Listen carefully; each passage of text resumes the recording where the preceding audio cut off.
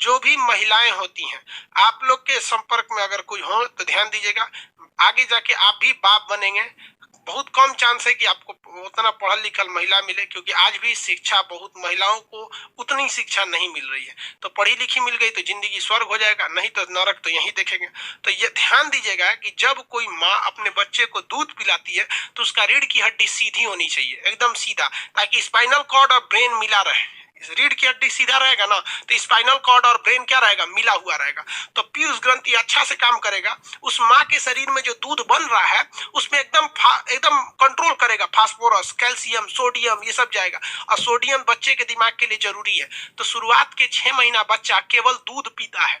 क्या करता है, केवल दूध पीता है। तो अब उसी के समय में उसको तो केवल दूध चला गया, ब्रेन कन। अब इसीलिए कभी भी जो महिला होती है जब वो बच्चे को दूध पिलाए तो रीढ़ की हड्डी एकदम सीधा होनी चाहिए, जिस तरह योगा में कैसे बैठते हैं उस तरह। और महिला को दूध पिलाते समय कमरे में अकेले रहना चाहिए, कंसंट्रेट, जिस तरह से पूजा करते हैं ना पूरा ध्यान लगा के, उस तरह से बच्चे को दूध पिलाना चाहिए। वो बच्चा स्वस्थ होगा। वरना अगर माँ जो है बतियाइयो रही है, ने सब्जी काट रही है, ने लड़का पी रहा है, पी रहे बाबू पी रहे, तो वही भोदा हो जाता है सब। तो माँ के दूध का मतलब फुली कंसंट्रेट होना चाहिए और बात उत नहीं करना चाहिए, एकदम स्ट्रेट रहना चाहिए यहाँ पर।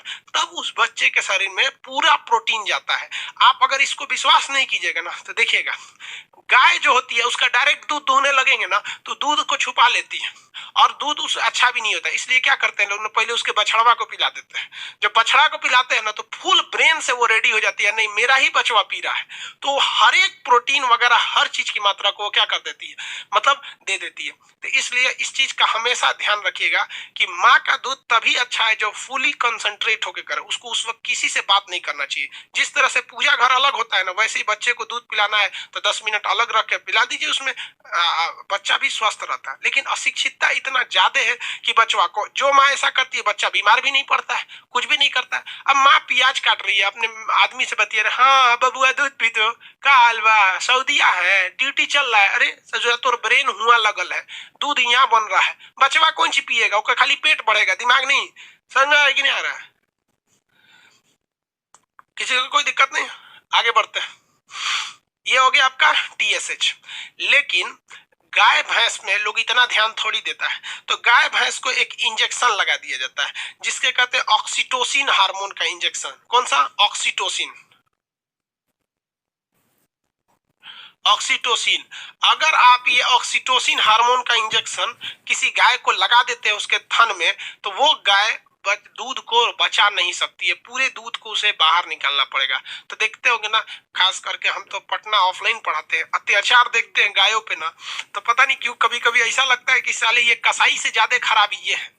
दिन भर छोड़ देंगे सड़क पर, अब वो प्लास्टिक खा के मरे, कोई उसको मारे, एक्सीडेंट हो जाए, टेम्पो में लड़े, जीप में लड़े, कुछ भी लड़े, कोई मतलब नहीं, उसे छोड़ दिया वहां पे। और बेचारी गाय इतनी सीधी होती है कि दिन भर इधर उधर खाती है और शाम को अपने मालिक के पास चले आती है। वो मालिक, अरे मालिक है उसके, इंजेक्शन निकालेंगे ऑक्सीटोसिन का और लगा देंगे उसको थान में। और इतना मोटा इंजेक्शन होता है, थान में लगा देंगे वहां पे और छोड़ देंगे बस 1 मिनट। जहां 1 मिनट छोड़े पूरा दूध उसका आ जाएगा, ब्रेन से कंट्रोल खत्म हो जाएगा, सारा दूध निकाल लेगा और उसके बाद बच्चा को पीने को दे देगा। भाई बच्चा के लिए बचा क्या है, एकदम हरकट हो जाता है। और ऐसी गाय क्या होती है, बीमार पड़ जाती हैं। ऑक्सीटोसिन हार्मोन लगा देंगे तो गाय 2 से 3 साल ही जिंदा रहती है, अदर उसके बाद वो मरने लगती है। तो वो वाले लोग जाके कसाई खाने में बेच देते हैं, क्योंकि उन्हें पता है कि यहाँ हम रखेंगे तो हमें घाटा लगेगा। चंद पैसों के लिए वो कसाई खाने में बेच देते हैं, तब उनका वो प्रेम कहाँ चला गया कि गाय हमारी माता है। चंद पैसों के लिए वो कसाई को बेचते हैं और चंद पैसों के लिए वो कसाई उसे काट देता है।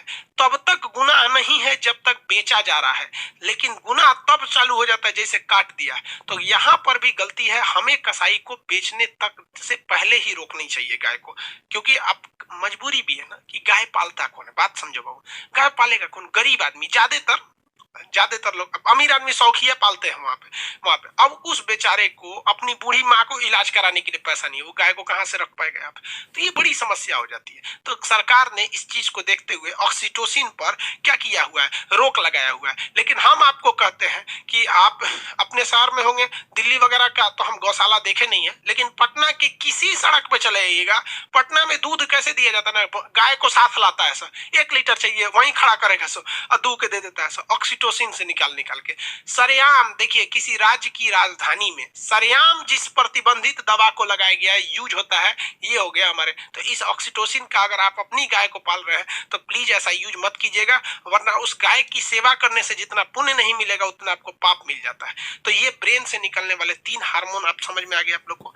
पिट्यूटरी ग्लैंड को मास्टर ग्लैंड क्यों कहते हैं? क्योंकि हमारे शरीर के वृद्धि और विकास को रोकता है। ये किसके द्वारा? तो सोमेटिक सेल द्वारा। सोमेटिक सेल को कैसे कंट्रोल करेगा?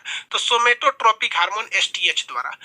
थायरॉक्सिन को, टी से क्या हो गया? थायराइड, तो थायरॉक्सिन स्टिमुलेटिंग हार्मोन द्वारा थायराइड को, इसके लिए जरूरी है आयोडीन। और दूध को एलटीएच लेक्टोजेनिक हार्मोन। ऑक्सीटोसिन देना चाहिए? नहीं देना चाहिए, एकदम गलत बात है। ऑक्सीटोसिन एकदम समझिए उसके लिए जहर दे रहे हैं आप।